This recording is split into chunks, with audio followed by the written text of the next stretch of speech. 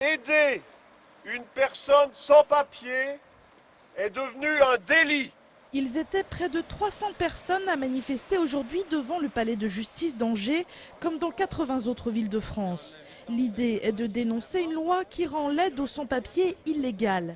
Les délinquants solidaires, c'est le nom qu'ils se sont donné, pointent du doigt notamment la garde à vue d'un responsable d'Emmaüs à Marseille, accusé dernièrement d'avoir aidé un sans-papier. Comme toutes les communautés de France, on héberge forcément des sans-papiers depuis longtemps. C'est une tradition.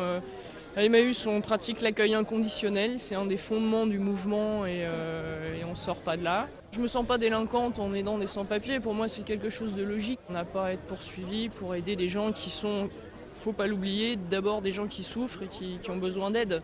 À Angers, les personnes aidantes disent parfois ressentir une pression psychologique des autorités.